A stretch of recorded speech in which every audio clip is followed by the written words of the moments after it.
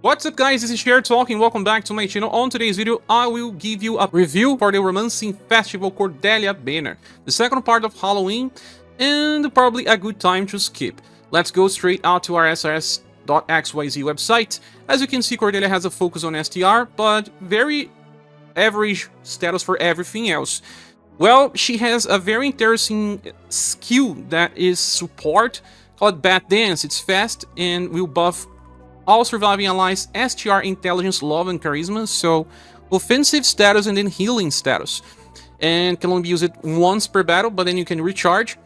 And we'll also apply this refreshing healing bond for 3 turns, but it can trigger a max of 5 times. That is for characters that have chase attacks. When you attack, you then buff your love and charisma by 5%, and then your HP will be healed by very small, around 301 BP.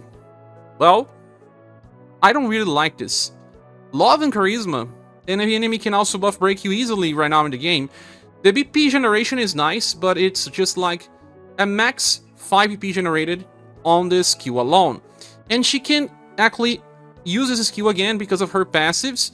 Well, on the start of a fight, she will already grant herself this refreshing healing bomb, so she gets the effects for herself, but then we'll also cast this on everyone else's, so they start the fight with all these effects that last for 3 turns and can trigger 5 times.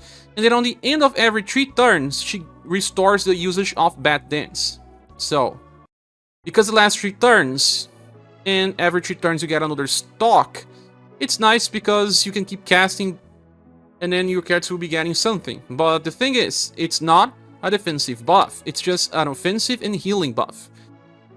Moving on, she has 20% damage increase and then another 40% for a total of 60. When attack, damage will be reduced by 30% and then again by another 30%.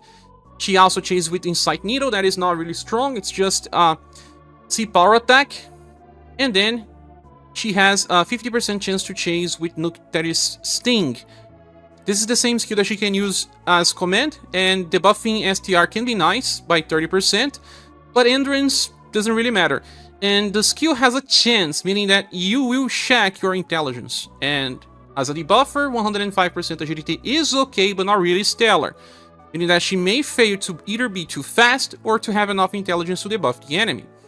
But since she also buffs her STR and intelligence with the cast of Bat Dance, if the enemy does not buff break you, you will not have much difficulty. But that's the whole character. Nothing here is just too stellar. You can send this skill to her future version, but if you can only cast this once, it really does not have an impact. Her past style had this morale down medium that can help on Remembrance, but this style is not really that great. Won't even help you too much on Remembrance. We actually need more defense boosters than anything else, especially because boss can start buff breaking you after some point. Okay, this Cordelia will receive a 3 out of 5. The next character is Alv, and she has a focus on STR, 129, but very low endurance and just okay will. Very big agility though, that is very nice. Moving forward, she starts the fight with Eldritch Gorge fully charged, and will grant herself this passive, where on the start of a turn, for 1 time only, she will recover HP of everyone by around 300, she will then buff all of their status by 20%, and then she will give an attack boost that increases damage potential by 15%, and a defense boost medium that increases damage taken by 15%. You can bet that these buffs are very similar to what Sheree already does, or Leon, but it will only trigger once. But then, on the end of a turn, if no damage was taken, she would then get another stack of this Fairy Tactics, so on the next turn she triggers everything again. But in order to not take damage, it is very hard, but I will explain. It is related to her second skill, Trick Knight, that can be used once per battle, and then she enters an evasive stance. That means that in that turn she won't take damage, just ailments can be possible. And then she will also grant herself this Apparition Fighting and the Fairy's Neural Man Stance. This will fill all of her Overdrive Gauge and give her 3 BP, and then Apparition Fighting will give her a full evasion for 1 hit only, and an attack boost that increases her damage potential by 30%. So remember Arpina, that can use her skill for 5 turns, but she can cast it 2 times. Here's just 1 time, but it's a mix about increased damage, OG, charge, and PP recover. Well, on the start of a fight, she has her OG gauge fully filled, and then she will chase with Spirit Reaper.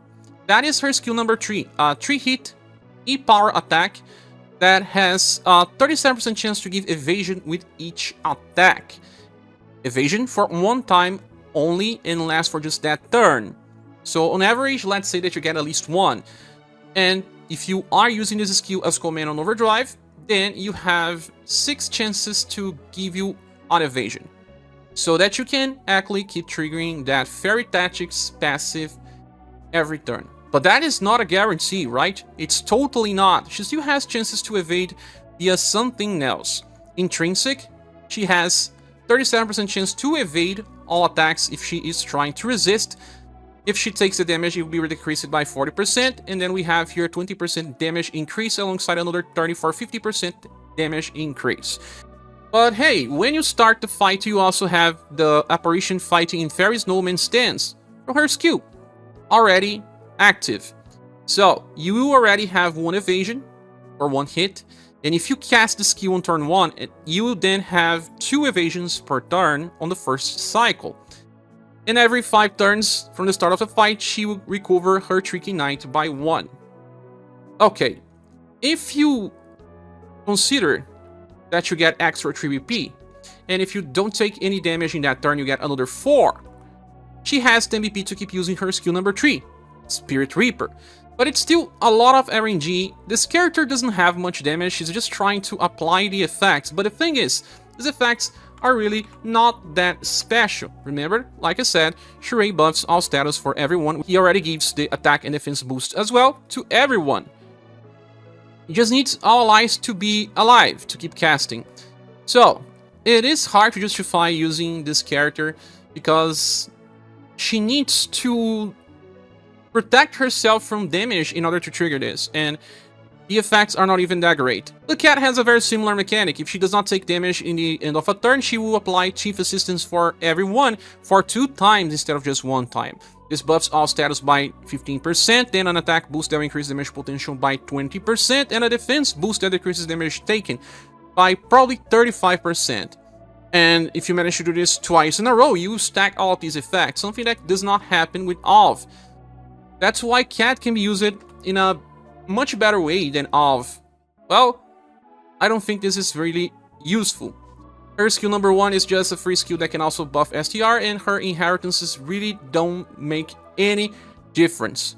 Well, by being very inferior to Cat, and Cat is even hard to use, I think Alv only deserves a 3 out of 5 as well. The last character will be Flurry, and Flurry has 100% STR only, but 110% endurance and 110% will. 100% intelligence because he can also debuff enemies.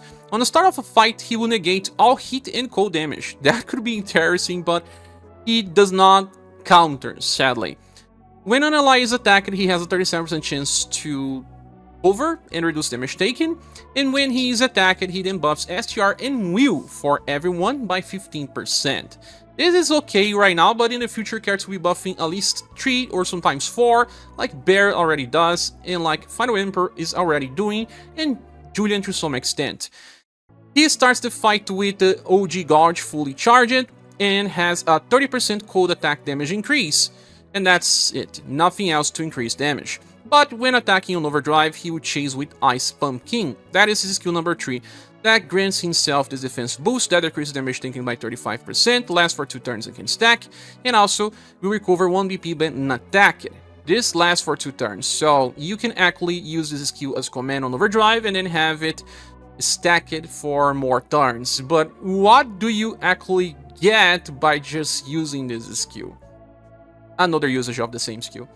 It's really strange. The character even has this 50% damage reduction, but that's only that, and nothing else here stands out. Can also taunt, but it has to use a skill for that, and Cure Water that heals a lot by just attacking.